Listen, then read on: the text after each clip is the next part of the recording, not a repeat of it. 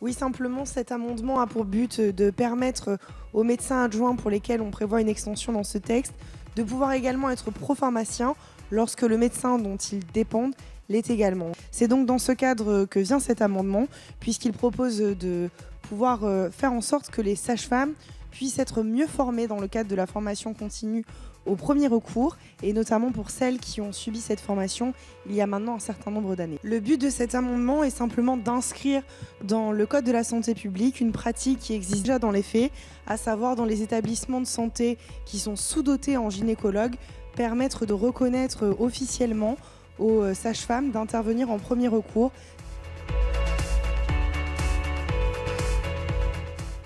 Pour une justice ordinale qui soit plus efficiente, il est proposé par le biais de cet amendement de permettre aux chambres disciplinaires de tenir audience dans un département hors de leur ressort territorial.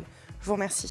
Des praticiens qui sont sanctionnés par une radiation ou une interdiction d'exercer, aujourd'hui ne sont pas pour autant sanctionnés pour être gestionnaires, et donc ils puissent devenir gestionnaires de centres de santé ou de grands centres, donc peuvent encore exercer quelque part la profession de santé qu'ils exerçaient auparavant.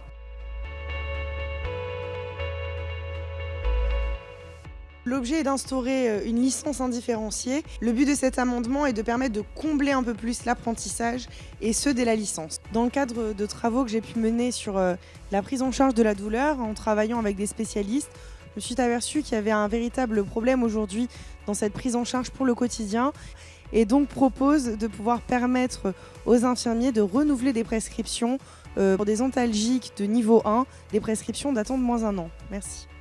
Il s'agit effectivement de certification des établissements de santé, mais également l'accréditation des professions à risque. Donc je crois qu'on pourrait là aussi envisager de confier cette procédure à la HAS directement.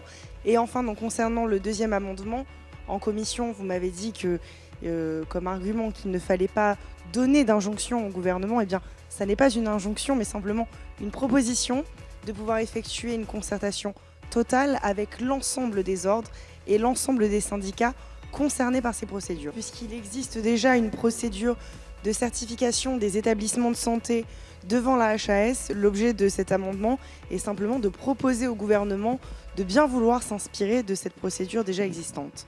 Merci.